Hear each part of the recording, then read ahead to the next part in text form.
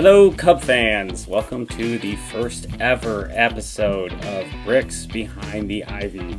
I am CandidCubs, aka Jeff Ragauskis. This is Sean Hotstovecubbies Chapin, and we're super excited to be here to have this first ever episode of our brand new podcast. Sean, how you doing today? I'm doing great. Ready to talk some Cubs baseball. This has been quite the off season, and I can't wait to get into things and discuss this and go on this podcast journey with you, Jeff. Yeah, absolutely. This has been a dream of mine since breakfast, as Michael Scott would say, and I'm not giving it up on that now. So, we're, obviously, we're both huge Cub fans. I was lucky enough to meet you on X, formerly Twitter. You had reached out to me and had retweeted something of mine, and we started direct messaging each other Yeah. and found that we had a ton in common in regards to the Cubs and interest in sharing that information with people. So I'm super excited to be here, super excited that you're here, very much ready to go. So today's topics for our first ever podcast, we're just going to kind of give you a little bit of background on who we are and how we became Cub fans and a little bit of our Cubs history per se, and then we're just going to kind of talk about our general thoughts of the off season. We're just ramping up in spring training as we're recording this. Most recent news, Christopher Morel going to get some focus at third base. Probably not going to talk about that necessarily today, as there are still some pretty significant free agents out there that could change this discussion entirely in the next few weeks. So definitely just going to go through those few things first. Sean, why don't you start us off? What is your Cub story? How did you get where we are today? Sure. So, really, I was a Cubs fan from birth. Just didn't know it until the race 262 in 1998. That captured me completely. Like most Cubs fans, watching that, as a youngster, it was really something that I absolutely loved and just was an awesome thing to introduce me into baseball. Then I started getting a little more obsessed. I'm a previous owner and writer of the blog Hotstovecubbies. I don't do that anymore. I was an awful writer, as I joked with you. Awful writer. But my passion was there. So that's when I joined Twitter or X in 2011. And I found, man, that platform is fantastic for quick, easy information, and then just started growing my base from there. But going back to your original question, my favorite Cubs story, and I think you actually wrote about this, is with my son Mitchell. He's my oldest son. At the time, he was 5 years old.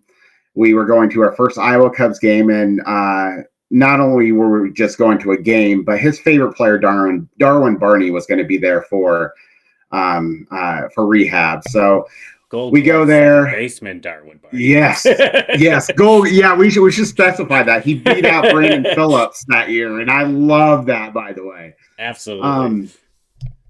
But in this game and in this time with my son, it was the greatest first experience a kid could have at a ball game.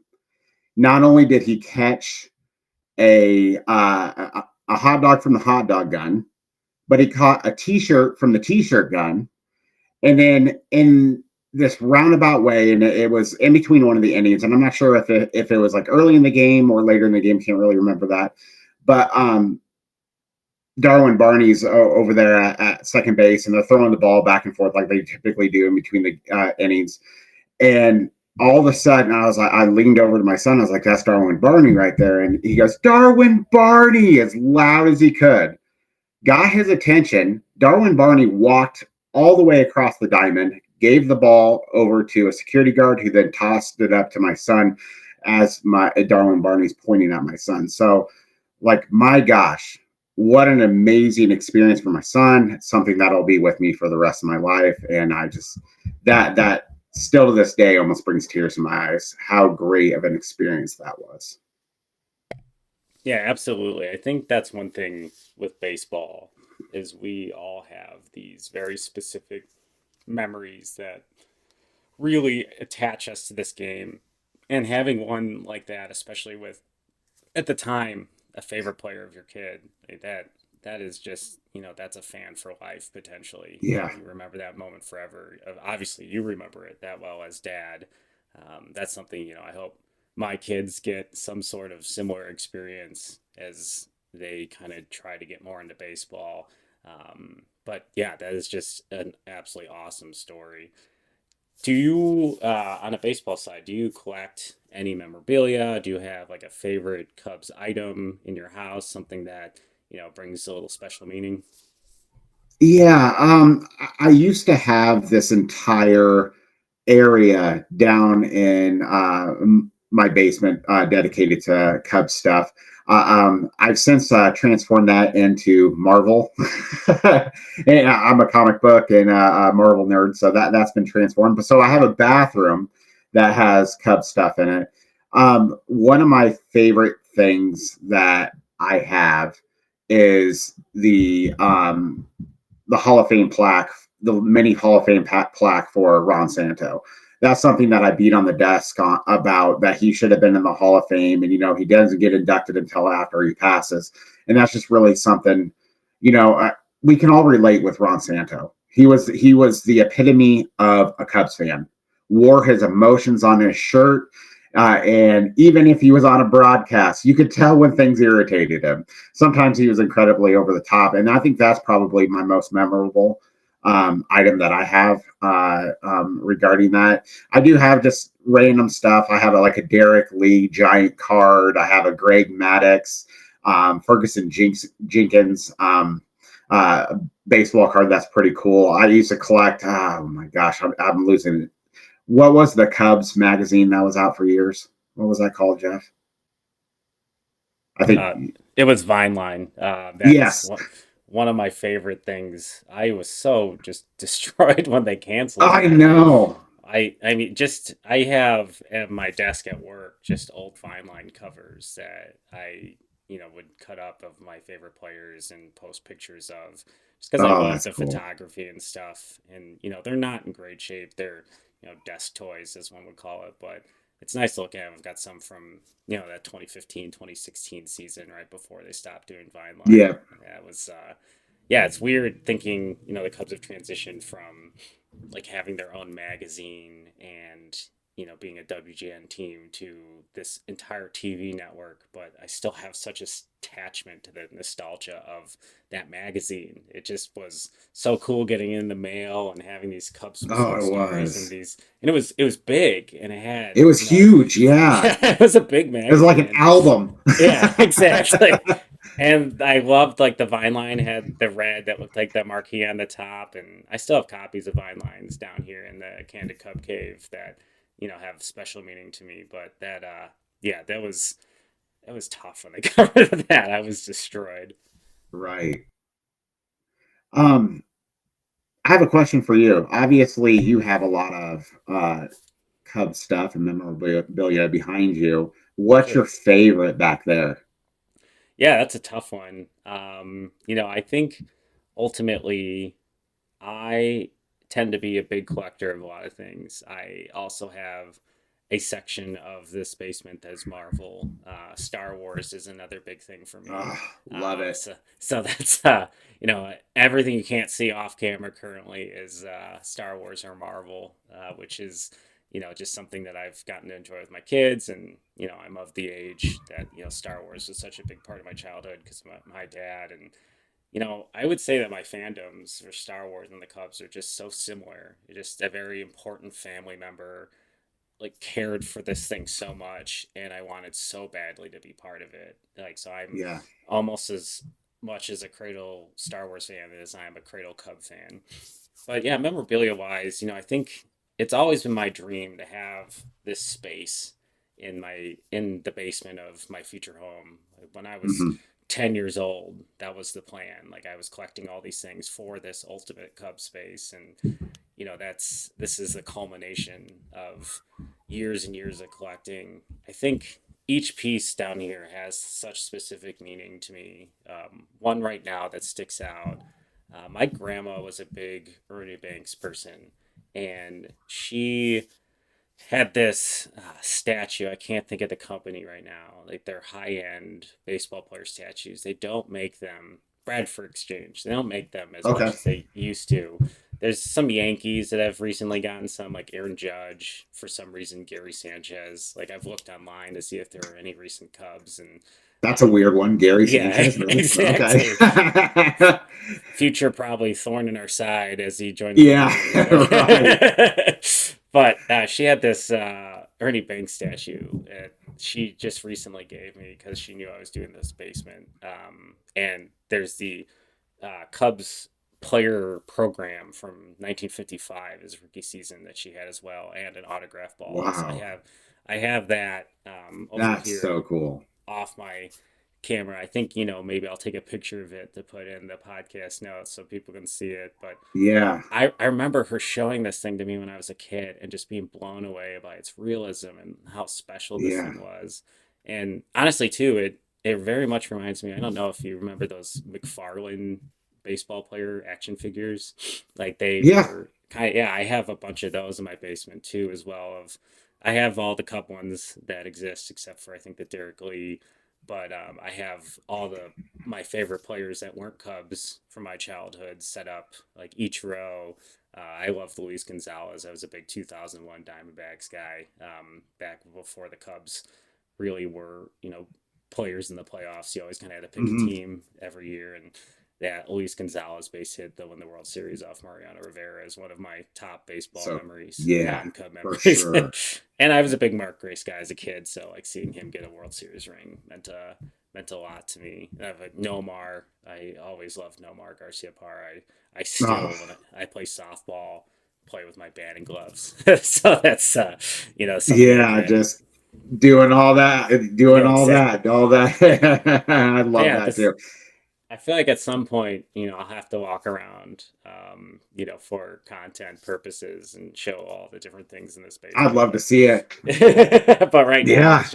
it's in disarray as I have kind of rearranged some stuff to have more like section related, and I'm clearing off a section for actually more Cub stuff and have them be kind of more of the familial memories. I think we're gonna try to start doing the ballpark tour, but yeah, I guess my Cubs story, we kind of danced around it. Yeah. Yeah, my grandmother is a huge Cubs fan.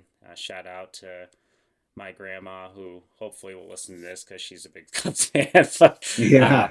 she used to take care of us a lot when we were kids, and we used to go over there because they were down the street, and my family's small and close, and she always had the Cub games on in WGN, and I had this desire to be part of the conversation and like just really appreciated the intensity that she enjoyed the Cub games. And yeah, it turned into like wanting to read books about baseball, wanting to learn everything I could about the Cubs. I was that kid that like, memorized the back of baseball cards and used it as a party trick. Like, that was Oh, I love that. that was We're that so was my much alike, Jeff. We are so much alike. that is a big part of growing up for me. And I used to collect I still collect like the team sets of every Cubs team every year. And that's something I like to have. I'm trying to figure out an appropriate way to display that. But yeah, I think top Cub memories for me, that's very tough. I think especially as I've become a dad. I've got two kids. Well, she's a 5-year-old girl and a 7-year-old boy, and we went to our first Cub game this year for Father's Day, and we also took my dad, and that was just a really special memory. That's cool. I remember there's a picture my wife took of walking up the concourse right behind home plate and seeing Wrigley for the first time for me in a while, and then watching my son see Wrigley for the Mm, first time. And man, that was a instant weepy moment for dad. It was yeah. two of my favorite things, just meeting each other in a single moment of time, and then my dad being there. And my wife went with my kids during one of the parts of the game. I got to sit with my dad and talk for a bit, and they came back and it bought me the Father's Day hat. It just was kind of one of those perfect days. But like say that trumps the Cubs winning the World Series, which is something that I don't think any of us ever thought would happen, and it also has Right. just changed how I process the Cubs, and how I process what success is. And these last years, 7, 8 years since 2016, it has really, I think, moved the needle on the conversation, which is kind of Mhm. one of the cool things about us starting to do this is, there is a lot to talk about with this team and what they've done and how they've gotten to where they are, and the transition from Theo the Jet. And I think these are a lot of topics we're probably going to touch on. But Yeah. I think there's a part of me that feels weird about taking all this for granted, because I spent so much of my impressionable baseball fandom years picking other teams in September to follow because the Cubs weren't good enough to be a part of a playoff conversation for Yeah. most of my life and most of our family's lives. But I think that's pretty good for our Cubs story, in introduction. So I think what we should talk about as we get going, and this is the first episode, the off season, and our individual thoughts, and kind of talk about where the Cubs are right now. The date being Sunday, February 18th, and this will go live later in the week, so things Hmm. could change. But I Hoping, kind of want yeah, hoping hoping things they will change. change. So I kind of want to Couple hear additions. yeah, I want to hear your thoughts, overall. We'll start from the Cubs perspective, and then Sure. after we talk about the Cubs, we'll talk kind of the greater MLB. How do you feel about this Cubs off season? What are your general thoughts? Do you think it's good enough? How do you think they compare to last year? Yeah, just give me some of your thoughts there. Sure. So first, the off season's not done yet. I know I changed my Twitter handle to optimistic Cubs fan because I feel like I'm one of the few that are on X right now that really see the positives out of the off season. Now, having said that, right now, if you told me no more additions today, except for maybe some minor ones here and there, I give him a C minus. I mean, and a lot of folks will tell me that I'm too optimistic on the off season as a C minus. But when you add somebody who fills in the margins, when you add somebody like a Craig Counsell, who I feel honestly to this date is the biggest addition of the offseason, I think he adds 3 to 5 wins. I watched and probably maybe a little over the top stated that Ross cost the Cubs several wins last year. And I think if he was, honest with himself, he probably would have said the same thing. But like as far as PCA only getting a few starts and then Canario getting benched after he hit that big home run, and it's Craig Counsell, I feel like is the perfect manager for this team. I think David Ross was the perfect manager during his era. I really liked what he did. I was a big supporter of David Ross, but as we started transitioning into where we're at now, kind of like the whole Rick Renteria thing, when we went from Rick Renteria to Joe Madden, I feel like that it's a good transition. And the fact that Jed pulled this off, my gosh, that is just no one saw this coming. And that's why I'm also very optimistic with this offseason and say we're not done yet because Jed keeps things very close to the vest. And really, that to me shows that this offseason is going to develop into something better than just a C minus grade what he's getting right now. What's your thoughts? Yeah, I think generally I'm in the same boat. Honestly, I'm a little surprised by your grade. I expected it to be higher on the optimistic Cub fan Mm. side.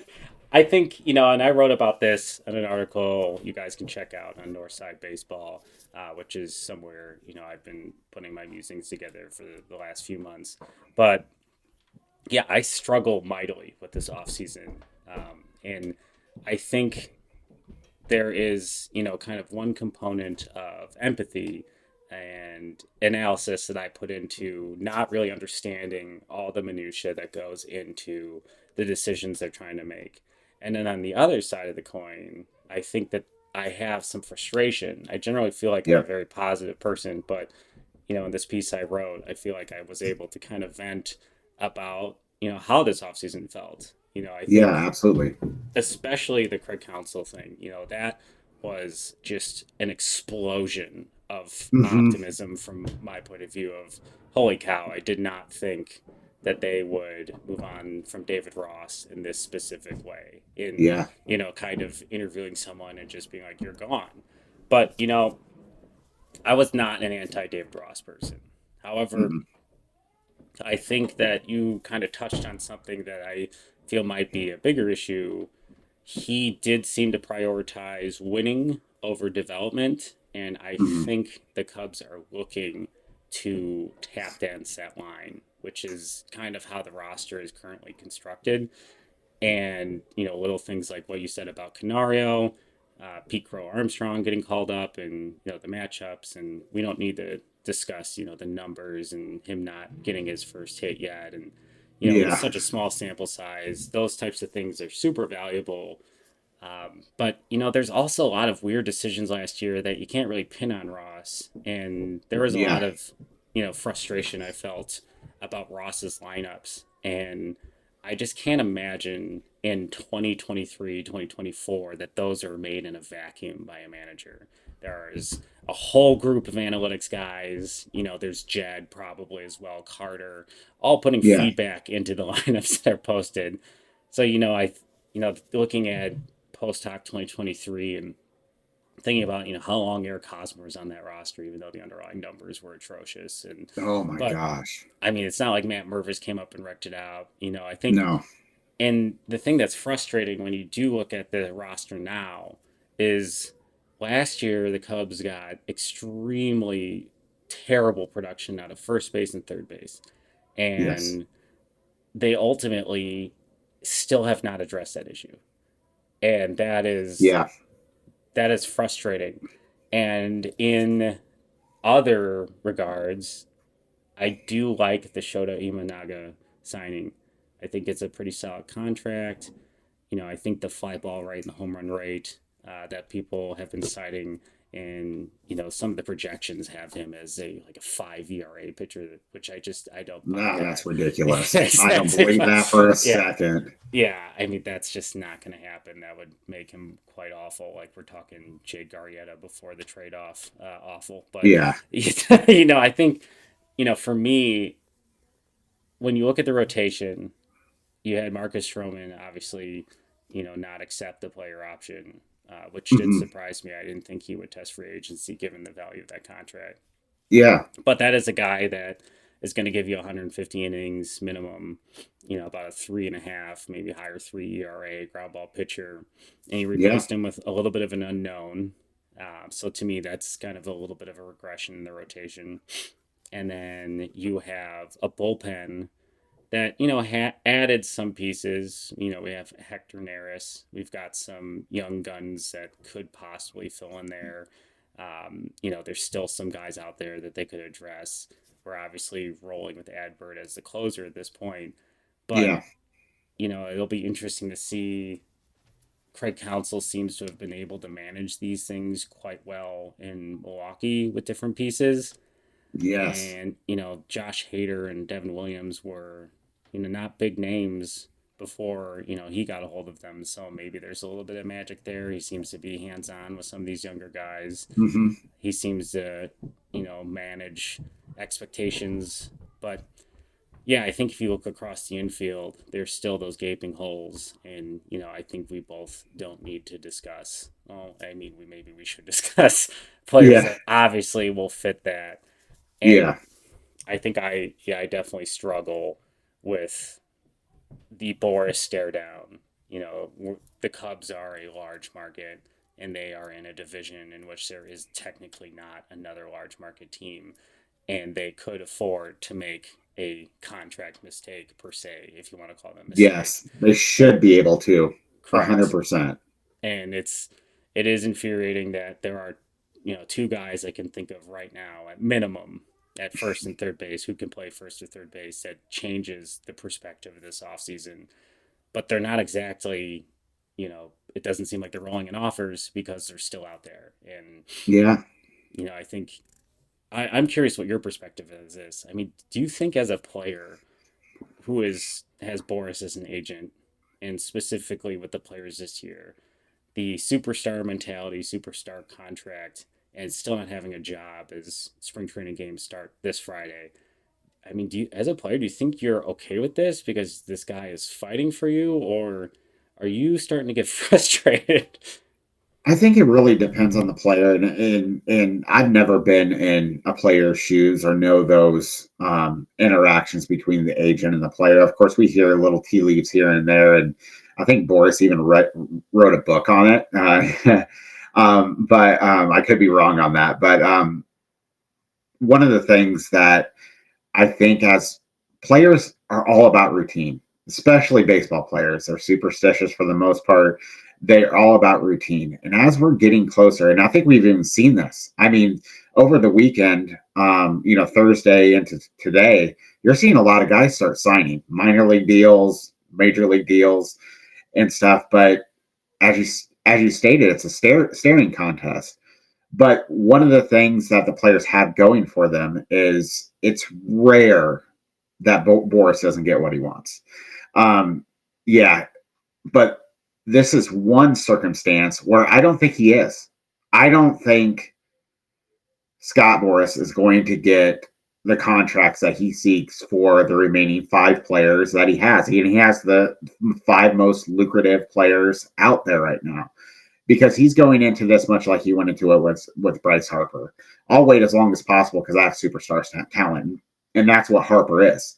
I mean, we've seen him move from right field to first base. I mean, the guy is an amazing talent. The problem with this is that those five players that he has, and this goes nothing against the players themselves, but they're not Bryce Harper. They have some warts, they have some concerns, and now they're at the stage where you don't have the teams that were looking at you and interested now that you did 2 months ago. So I mean, it to me, as painful as an offseason that this has been, Jed might have been playing it right all along. I mean, the fact that he got Neris on a $9 million deal, waiting that out, my gosh, that's a great deal for a guy that for we needed strikeouts and he gets 9.1 per strikeout per nine. I mean, that's just an example of Jed waiting things out and Carter waiting things out. I think it's very smart, but it's also very frustrating too because, like you said, you should be able to make the mistake. And if they ended up paying Bellinger 200 million, I would be like, it's not my money. But in the same breath, I want to be reassured that if that ends up negative for negative player value, much like Jason Hayward, I don't want to get in a situation where we don't have where ownership saying we don't have any money to sign a Juan Soto next year. I don't want that. So I think that's where I'm at. that's probably what Cub fans and the discussion that comes around this off season, that is Mm-hmm. something that I feel like there's a lot more information that we don't know about what happened when the money tree stopped growing money. And Right. I think, you look at the ballpark and all the things they've done to the ballpark, which, from my perspective, I think Wrigley is in excellent shape now. They've done so many Yeah. things, so high level care to that ballpark. I always describe it to people who haven't been there recently. It's as if someone who loves the thing that you love more than anything put a lot of money into making sure it feels exactly the same way as you remember. But it's been modernized, and it's Yeah. it's it's such a weird. They just did such a good job of, moving the ballpark into the future while not taking away everything that I love about Wrigley Field. And Absolutely. but, we've heard Crane Kenny talk in, I don't know the exact date, but he had said that the renovations to, be in line with the federal landmark qualifications cost 100% more than they expected. Hmm. And they launched the television network post major TV deals as we enter the streaming issues that come with Major League Baseball and a lot of sports as a lot of these RSNs are starting to go bankrupt. And, Hmm. Major League Baseball is trying to take advantage of this, long term to see if they can, put together a better streaming package. Which let's not go down the rabbit hole of access and blackouts to Major League Baseball. Yeah, you don't want to get me on that rant Exactly. As now. someone who lives in Iowa who is directly Ugh, affected by this, I'm here in the south side of Chicago, having no issues watching my beloved Cubs. Like I feel for you, but yeah, I yeah. think there's a bigger story about liquidity versus value, and I'm Yeah. not trying to you know make excuses for ownership, or I'm not a Tom Ricketts apologist, or one of those things that I feel like people get accused of, but I just don't see that they intended for the money to run out. And Hmm. I think that they've used things, or fans have used things as a scapegoat, the Jason Hayward contract, of like why certain situations. But they invested a lot of capital into buying the Hmm. rooftops and building out that neighborhood and the That's a great ballpark. point. And I think the revenue never match their obligations. And based on the value of the Cubs when they were purchased by the Ricketts family, I believe it was in the 800 million, which now they're worth 4.5 billion. Yeah. There were a lot of distressed assets that came with that valuation. They had to repair those things. It wasn't just, and, Theo and them had to completely rebuild the infrastructure of player development and all those things. And I think there was some comments in 2015, the 2015 offseason. After 2015, they lost in the LCS to the Mets. And that offseason, they, went out and got Jason Hayward and Ben Zobrist and spent all this Yep. money. And, they got backing from ownership because they realized, that window was then. But Yep. there was also a lot of comments of like, this is happening earlier than we thought. And I think that they thought these things would kind of, meet at one singular point, which, I think might have been too idealistic. But I don't think the actual liquidity existed after 2017. So there was this, and obviously this is all speculative and just, I've thought about this a lot. There was, Hmm. this point where they tried to manage actual capital and how they deployed it to players. And then they sat on this core thinking they were young, being one of the youngest teams to ever win the World Series, and they would develop. And I think, being the team that did it, maybe they didn't develop like they thought. There's some injuries, a lot of issues with, some of the core of this team. Hmm. They had some issues, like some blatant like bullpen needs, and they emptied the cupboard to address these things without using their finances. They used prospects and such, like to get Quintana, and it felt like every one of these things didn't work out like they thought it would. Yeah. And then you get to an off season where it felt like Boras was waiting for the Cubs to get Bryce Harper. It felt inevitable in 2018 that Bryce Harper was going to be a Cub, and Yeah. there just wasn't money. And Paired up with Chris Bryant, two best buddies exactly, on the Cubs. It was going to happen. yeah, and it just it stinks, looking at like what Bryce Harper has been for Philly, and thinking about that being in a Cubs uniform. And Yeah. now, ironically, him being able to transition to first base as the Cubs need a lefty bat that can hit home runs and a first baseman. It's I think it's poetic. exactly. It's just frustrating. But yeah, I think with this, I think that cloud just hangs over every decision this front office makes. Yeah. That the faucet will get turned off and we don't know when, and it's hard, I think, for an average fan, or any fan, to look at the valuation, to look at what cup tickets cost, to look at these things and say, that's okay. Like, that's fine. Like, you guys did your best.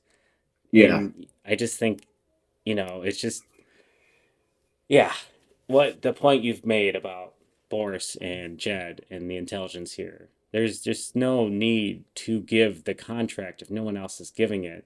But there's Exactly. but there is this gaping hole of need. So it's just gonna be who blinks. And I just can't believe how exhausting this conversation has become as we sit here on February 18th, and I feel like we've been talking about it since November 2nd. It's just We unbelievable. really have. I mean, that's been a consistent, and we don't have to get into this because I think we'll go down to a rabbit hole. But something needs to be done because it's bad for baseball. Having players still out there on February 18th and the impact of those players, there has to be a deadline or something in place to make this better. Um, got a lot of ideas on that, like, but I don't want to go down that rabbit hole. But I think this team can get a lot better with acquisitions. Now, it doesn't have to be free agent. I think if you paired up like a Bellinger or a Chapman, and you brought them into this team, it makes other players potentially expendable. Same thing with Montgomery. Let's not forget, Montgomery's out there too, who just lost his big meal ticket. It seemed like with the Rangers, with everything that's going on with their TV deal. Um, so I think there's room to improve this roster, not only through free agency, but also through trade. And also the thing that I tend to gloss over a lot is player development. I think we're kind of gun shy, as you alluded to, that um, maybe this core, the last core, did not develop the way things we thought things were going to go. And now seeing some of those players move on to other teams, it kind of cements the fact what Jed was like, I'm kind of hesitant to give Javi a deal. Well, that deal's not looking great, and that pains me because he is my favorite player of all time. So, I mean, I think that there is room for players to step up, younger players, but you cannot count on that. I mean, if there is a way to get Bellinger, to get a Chapman on this team, JD Martinez, I mean, the fact that they're looking at Morel at third immediately opens up. I know it's not a for sure thing, but opens up the opportunity for a full time DH that hits over 800 OPS against lefties and righties. I mean that just adding him improves this team. Probably puts them, above that 82, 83 win mark. Um, but yeah, there's so many avenues to improve this team. That's why I'm at a C minus with it. It's the Bellinger, the Chapman, and in the end, I hope it doesn't happen. I'm really crossing my fingers that Cody Bellinger doesn't sign a deal worth $100 million over, let's say, 4 years with another team besides the Cubs. Because if that happens, I can't go to bat for him. I can't. 100%. I think that is the cloud that continues to hang over this Cubs offseason is Bellinger is still out there, Mm-hmm. and until he signs somewhere else on a deal that seems like the Cubs should have done it, like it's not a problem. It's not an issue. Yeah. But Yep. if he signs this very team friendly or reasonable deal and it's not with the Cubs, then we definitely need to be having different conversations about how we do Yes. this offseason. Mm-hmm. And, I think there needs to be, additional questions of this front office group and, what the vision is. I think looking at some of these players and the young players they have coming up, there's a lot of prospect lists out there that have, 6 to 7 guys in the top 100. And, Mm-hmm. I commend Jed and Carter for, since 2021 when he took over, turning this from a not so great farm system to this huge depth with top prospect Yes. talent and, a lot of guys that are still emerging in, 3 years. And in only 2 of those years were truly just, I would say, bottom out losing teams. And Yeah. he has said that this is not like a full rebuild. I would classify that as being the truth. I Yes. agree that this has Incredibly not been, accurate. yeah. And what he's done, while also, I think, avoiding some of these contracts for, historic Cubs, I'll call them, the team that did it, none of those contracts seem to be working out for other Right. teams. I think the only one that I would say that I would probably take at this moment is Rizzo because of the lefty Yeah, slug at because of first the base. lefty. And he's been, a solid player besides, let's, he had that weird concussion issue last year that Yeah. they just weren't able to diagnose. And, he struggled and his numbers struggled because of that. That's not, I don't think that's who Anthony Rizzo is, but he's been a pretty solid player over there. Yeah. And he's, a very solid defensive first baseman and lefty slug that the Cubs need so desperately. But, all in all, yeah, I mean, I'm 100% on board with what you're saying. It's a super challenging situation Hmm. with these guys still out there. And I think I going back to just the idea of the off season, I think starting with the Counsell move, my wheels are spinning about, the rumors of attaching the Cubs to Otani and it kind of turning out that he just had no interest in coming to the Midwest Yeah. and Yamamoto being out there and that contract of that getting so inflated that the Cubs kind of, I'm not sure if they how engaged they were, if they knew the value of the contract and backed off. And I think these ideas and there was the talk from Bruce Levine like right at the beginning of the offseason where they said the Cubs were going to potentially add 60-80 million dollars to the books and Yeah. really look at that the CBT thresholds and go over it, and that's not the offseason the Cubs have had. No. And I honestly I think if you get an Otani, obviously you're having a different conversation really adding, because if you're going to blow through the CBT, Then you you're might as going well. completely through it. Yeah. Correct. And like maybe that was plan A. And I Hmm. think, I think there's a world too where the Cubs have been engaged maybe on Chapman and Bellinger or, different things like that and have dangled, a Christopher Morel or other pieces, some of the extra outfielders, extra Hmm. wouldn't necessarily be the word, but to look at starting pitchers and, the noise from that one Cardinals Twitter account about the Cubs talking to the Marlins. And Yeah. I've wondered if there's just this log jam of transactions that either has fallen apart or if it's just become too late where I think the Cubs were looking to lock up maybe a Bellinger per se or Yeah. Chapman earlier, and then they would feel more comfortable moving some of these other pieces to address. And we're talking about For a completely sure. different offseason. And, I think there is still opportunity, obviously to sign, Bellinger or, obviously Chapman or others. And, these trades will still exist for, the deadline. There's still some guys they can move off this roster. Yep.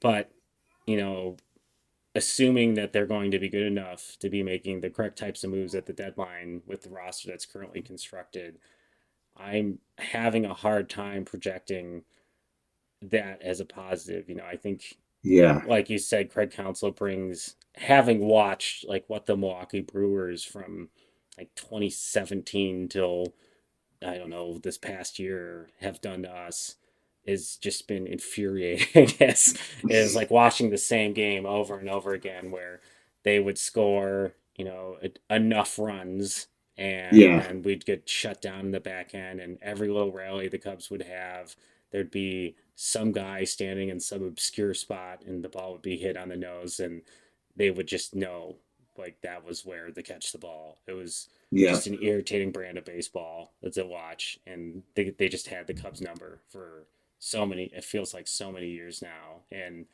I think when David Stearns left that team, now Craig Counsell, I'm just curious like who was bringing that type of game planning to the table. Was it the GM? Yeah. Was it the analytics group? And I think we're going to learn a little bit about that from watching the Cubs with Yeah. Counsell and then watching the Brewers. That's something that I've got my eye on coming into the season, is how that dynamic in Milwaukee changes. Is this some internal system they have that they've figured out, or was this a car driven by Craig Counsell and we've taken the secret formula away?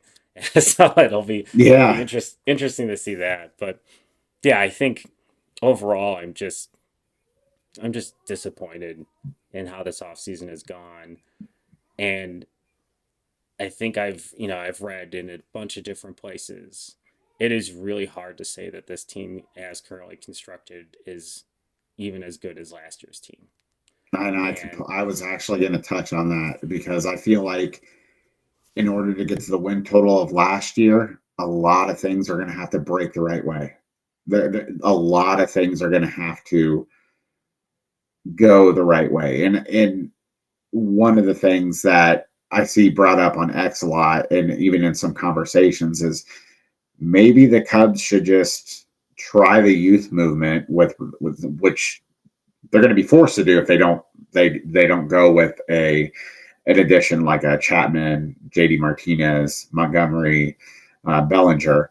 Um, you know, they're if to go to that youth movement. Um, and I'm fine with that to a certain extent. I think player development's important, but then the follow up question is always: so when do the Cubs decide to actually just to completely buy in and be this team and do basically what the Dodgers did this offseason? I mean, when are they going to be that big market team and take that step forward? Because yeah, we can go with the youth and do that, but if you do that and you waste another year where you don't make the playoffs, you are one more year closer to free agency for Nico Horner, for Ian Happ, for these players that are essential to this team, and they're getting older. You can't tell me that some players do consistently stay the course, but there are going to be some regressions as they get older. I felt like this year felt very much like the year to push almost all the chips in, and they haven't done it. yeah, I think this definitely felt like a turn the corner type of year, especially Yes. after them winning as many games as they did last year. Um, we don't need to go and do a complete audit of the wins left on the table and all those things, Yeah. but I thought there would be a little more aggression this off season, and I feel like we were definitely set up to believe that there would be that type of aggression. Yeah. And I struggle mightily too with, is this a communication issue where it just felt like we were getting way more information under Theo just because of how he spoke, and Jed is just Mm-hmm. not the same type of speaker. No, not at And all. I think there's also this weird unfair precedent set up by Jed's silence in the Craig Counsell move, that he works very well quietly. And so there's kind of this hanging cloud. I hate keep saying hanging cloud, but that he is working on stuff, but Yeah. also the silence feels like silence. Yeah. And I think it's just his, I think there's a weird effect across the fandom with this type of off season. And I'm a season ticket holder again this year for the first time since 2018. I was from 2012 to 2018. And I have a bunch of tickets that I do sell off because it's not in my lifestyle to be able to go to as many games as I want to go to in all ballparks. Right. But there's just not this excitement, and I know it's early still. We're in February, but and just looking at article view numbers at Northside Baseball, like you can feel the frustration or lack of interest generated by this offseason. Yeah. And usually CubsCon is one of those things that just ignites this fervor amongst the fan base. And the off season wasn't really done then, besides Imanaga getting signed that week. And Yep. that was probably a good timing situation for CubsCon. But yeah, it's just hard to sell this current roster. It is still, the Cubs have what I would describe as the weird superstar problem. Like, they have a roster of very, very solid major league players that I enjoy Yeah. watching, but they don't have the guy that sells jerseys. They don't have the guy that fills marquees. No pun intended, given the Cubs' big marquee. But it's not, you look at like jersey numbers and things like that, which do affect major league teams' revenue, as there is no revenue sharing agreement in Major League Baseball like other sports. Like you keep 100% of the merchandise you sell. Like there's just not that front end guy that guys are, players or not players, fans are going to get excited about. And that is really hard, I think, on a marketing department that's trying to sell this improvement. And, there was that joke of the Lollapalooza, like, guest list they put out for CubsCon. And at the top of it, in big letters, was like Craig Counsell, and under it was like Jed Hoyer and Carter Hawkins. It's like, yeah, this is what they have to sell right now. Yeah. Dan's B Swanson. That was a big signing, but that was last year, and Yep. he's a very very good player. My favorite current Cub to watch, next to Kyle Hendricks, and he's the leader of this team, but he's Yep. not he's not a superstar. He's an extremely good baseball player and one that I love Yep. watching play defense. And, that's what this lineup is missing too. And, circling back to Bellinger, there's, concerns of, his up and down with the health prior to his pill contract this past year with the Cubs, Hmm. of him being that player again. But we know that he adjusted his approach with two strikes, which is going to affect batted ball data. We know that, he was this great clutch hitter with runners on base, and he's exactly what the Cubs need to have in the middle of this lineup, especially from the left side, because they just don't Yes. have enough left-handed pop. And, not to keep going down this rabbit hole, like Ian Happ is a very good player. He gets on base, but the power kind of disappeared last year, and they need some power from the corner infield. Like which Yes. Seiya Suzuki are we going to get? The one that played from July or the one that played before July with the oblique Yeah. issue? There's just so many opportunities for step back, and that's, I'm not trying to look at the glass half empty, but there baseball is not certain, as Theo used to say, development isn't linear. There's just a lot of opportunities here for guys to take a step up, but you need to anticipate for guys that could potentially take a step back. And that's when I look at this roster, my biggest concern is there hasn't been enough work at the margins to raise the Yeah. floor.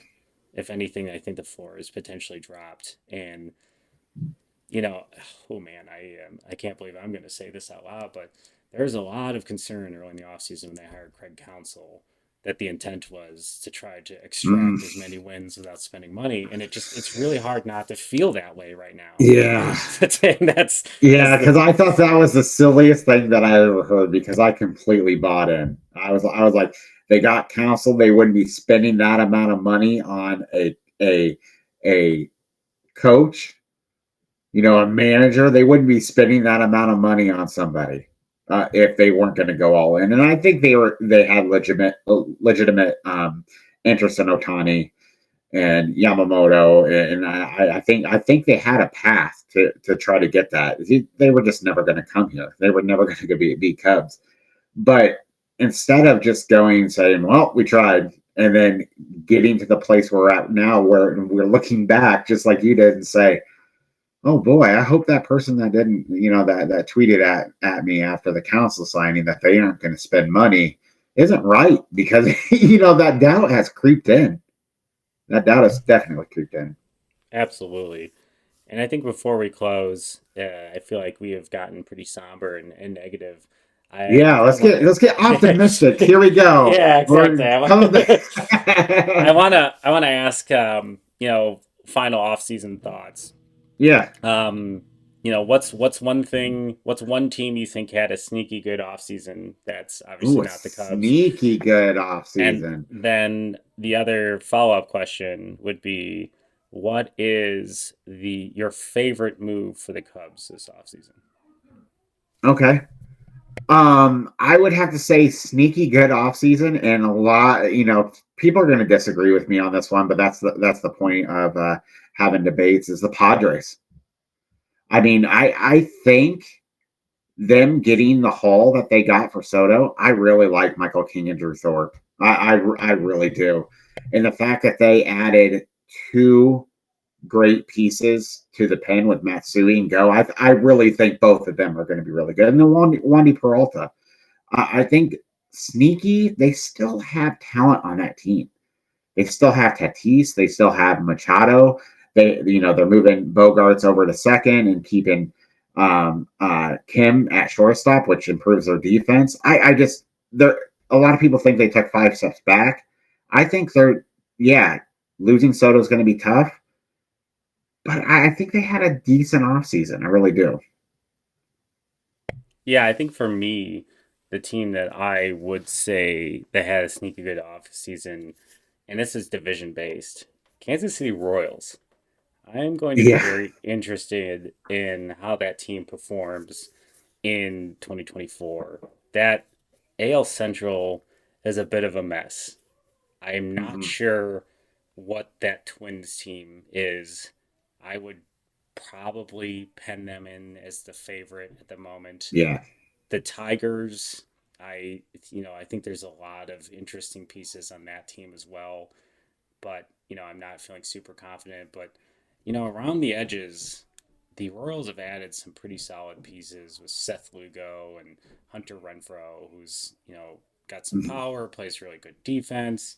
Adam Frazier's a nice utility piece, and locking up Witt, like they did as well, is such a big move for that team.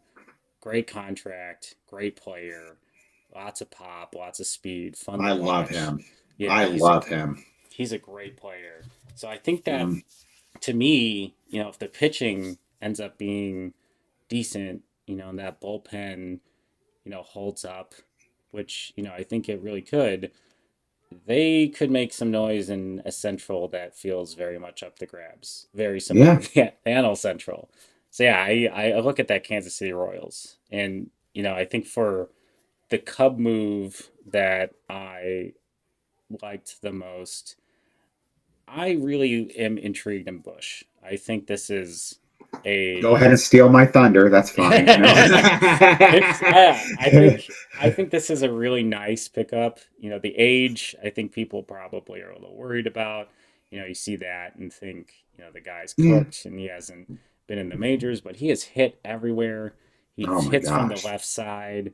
He was one of those higher end draft picks at the time. He still falls into top 100 prospect lists in some scenarios. He's got a Yep. really good bat. If he can, play some solid first base and bring some balance to the lineup, I think that could be a sneaky good move for the Cubs. Yeah. And even at the expense of Jackson Ferris, who I think is going to be really good. I mean, the Dodgers are going to just take their voodoo magic, they're going to sprinkle it on him. And then he's going to turn out to be in, the next, Cy Young Award winning Dodger pitcher. But I love the fact that this was an outside the box ad by Jed and Carter. When you're looking at his numbers overall, I mean, when you have an OPS of 1.049, even in the PCL and 390 at bats, I mean, that's really good. I mean, even in the PCL. Uh, 100%. yeah. So I'm intrigued by the bat, and I really think that they believe in that at bat, in that bat. Now, defensively, if he can be average, slightly below average, same thing I say for with Christopher Morel, the bat's going to play. That I'm really confident in that bat. So I completely agree with you. But if I have to pick somebody different than you, I'll say Shota Imanaga. I think I've been high on him since last year. I've watched a lot of videos on him. One of the things that I love is he attacks the strike zone. I hate walks. When there's a proper place to do walks, but I don't think he's going to walk very many. And I think that's really kind of inflated his fly ball and his home run numbers overall and why people are putting that 5 ERA on him. But the one thing that no one seems to be talking about, and I actually watched a video from Lance Brodowski on YouTube talking about his unique windup with an arm slot for a guy who's 5'10. And it's just completely flipped on its head from what we usually see. And I've watched, those little tidbits of him already, and I'm like, and then hearing Justin Steele saying the guy is filthy, and then Adbert, like them, that's Adbert's his hype man and stuff. It's hard not to get excited about Imanaga. And I think, a lot of people say that he's a 4 or 5 with a floor of middle reliever. I don't believe that. I think he has the upside to be a number 2. I mean, watching the video on him, and I think his floor is a number 5 starter in the league. And I think he's going to surprise, kind of like I'm losing his name, Senga, from the Mets last year. A lot of people really believed he could be a long reliever, and that's it. And look how well he transitioned. I think this is going to follow in the same boat. Yeah, I tend to agree. I think that the arm slot and the things they talk about is repeatable delivery. And, Yeah. I think he is a workhorse, a lot like a lot of players that come, from that area of the world. They work very, very hard. They're very diligent. They're experts in their Mm-hmm. craft. And, they throw a lot, which, usually adds to some good arm health. So I think that's one Yeah. thing that I'm looking forward to is him being able to stay healthy. Well, I think that's all we have to say about the off season. This has been the first episode of Bricks Behind the Ivy. If you are looking for us, please check us out wherever you listen to your podcast. If you want to see our just absolutely handsome faces, you can check us out on YouTube at Bricks Behind the Ivy. If you're looking for more of my content, check me out on Instagram and X. I'm CandidCubs. And Sean, where can they find you? They can find me at Hotstovecubbies on Twitter and coming to more social platforms in the future. Awesome. Well, thanks so much, guys. I hope you enjoyed the episode. This has once again been Bricks Behind the Ivy. We'll see you guys next week.